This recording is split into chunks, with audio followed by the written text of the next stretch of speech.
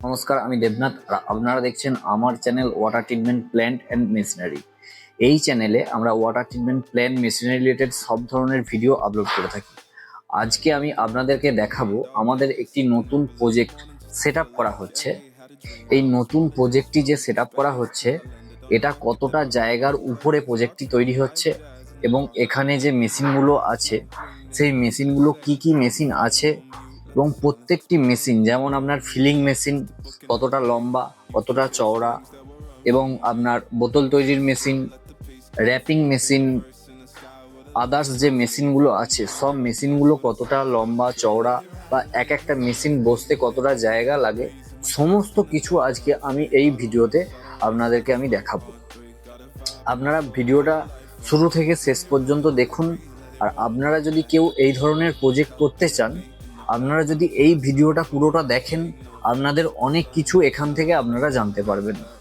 চলুন তাহলে আমি আপনাদেরকে পুরো ভিডিওটা দেখাই এবং এখানে যে বিল্ডিং এর গেটটা আছে কতটা আছে আজ আমি আপনাদেরকে এই ভিডিওয়ে বলবো, এবং এছাড়া যে ল্যাবটা হয়েছে সেটা কতটা জায়গার মধ্যে হয়েছে সেগুলো সব আমি আজ আপনাদেরকে এই ভিডিওতে বলবো। আমাদের এই জায়গার মধ্যে পুরো মেশিন সেটআপের কাজ চলছে।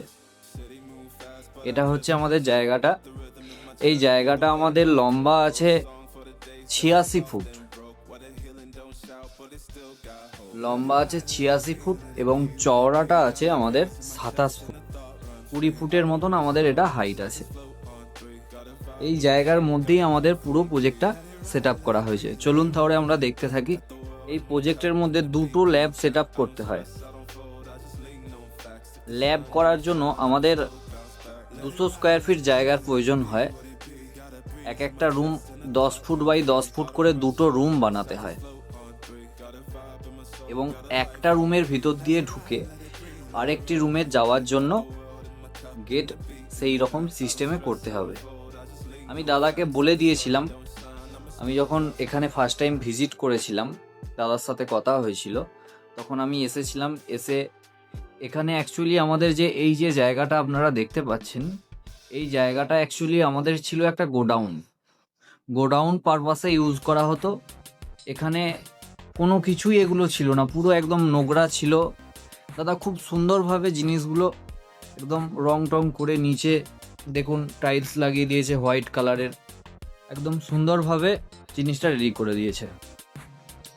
এই যে ল্যাবটা আমি বলছিলাম, ল্যাবটা আমাদেরকে 200 স্কোয়ার ফিট জায়গার মধ্যে রেডি করতে হবে। এ দেখুন ল্যাবে ঢোকার জন্য গেট আছে আমাদের 3 ফুট চওড়া এবং হাইটটা আছে 7 ফুট। এবং দেখুন আর একটা এই একটা ল্যাবে আমরা ঢুকলাম, তারপরে ল্যাবে যাওয়ার জন্য এই ল্যাবের ভিতর দিয়ে গেট করা হয়েছে এবং এইসব ইনস্ট্রুমেন্টগুলো রাখা হয়েছে। এই যে স্ল্যাব করা হয়েছে, 22 ইঞ্চি স্ল্যাব করা হয়েছে দুটো। এবং ইলেকট্রিকের এই পয়েন্টগুলো আমি বলে দিয়েছিলাম যে ইলেকট্রিকের পয়েন্টগুলো এইভাবে করতে, একদম খুব সুন্দরভাবে দাদা এটা করেছে। আমাদের যখন প্রজেক্টটি কমপ্লিট হবে আমি আরেকটি ভিডিও ছাড়বো আমাদের চ্যানেলে, ইউটিউব চ্যানেলে। আপনারা যদি এই ধরনের প্রজেক্ট করতে চান অবশ্যই আমাদের সাথে স্ক্রিনে দেওয়া নাম্বারে যোগাযোগ করুন।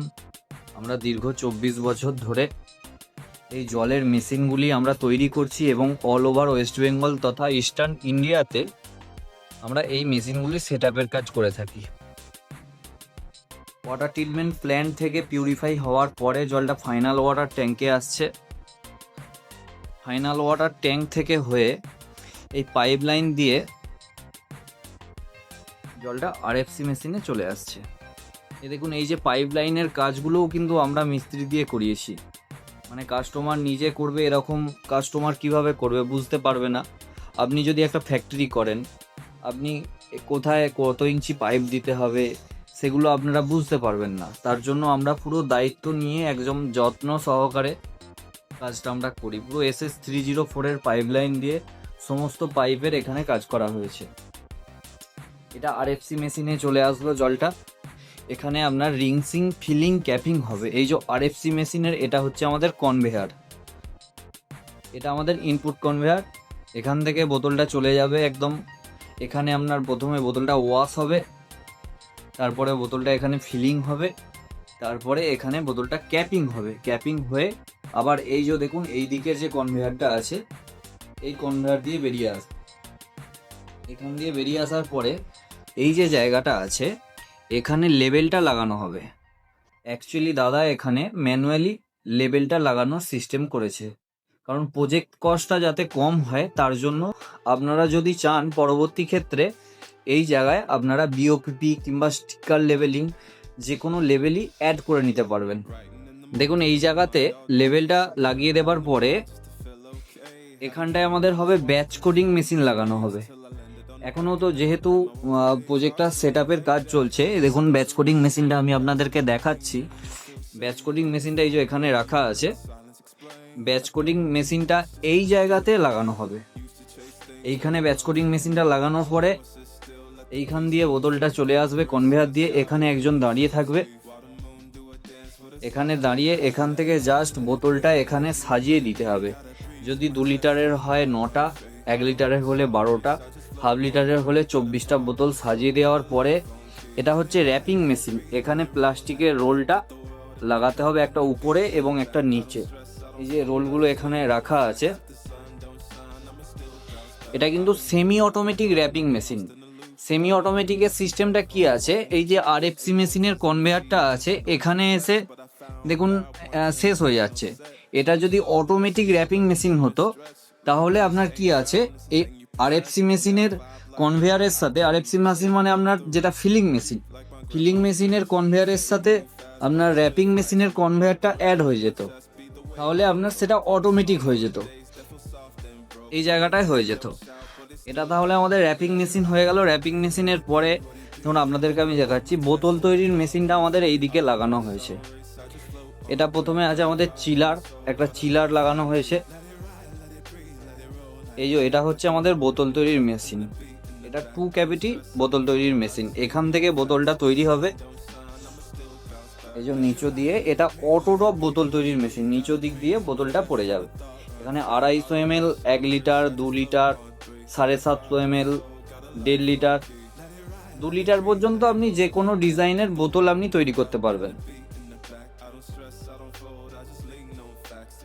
দেখুন বোতল তৈরির মেশিনে যে এয়ার কানেকশানটা এসেছে এই পাইপ লাইন হয়ে এসেছে।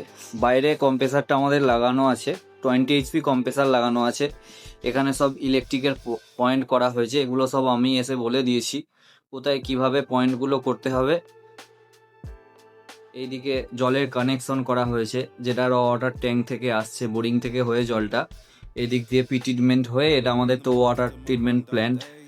এটা আমাদের পার্টিশন করে ঘিরে দেওয়া হবে অ্যালুমিনিয়াম চ্যানেল আর গ্লাস দিয়ে, এরকম যেমন ল্যাবটা ঘেরা হয়েছে এরকম আমাদের এই ওয়াটার ট্রিটমেন্ট প্ল্যান্টটাও ঘিরে দেওয়া হবে।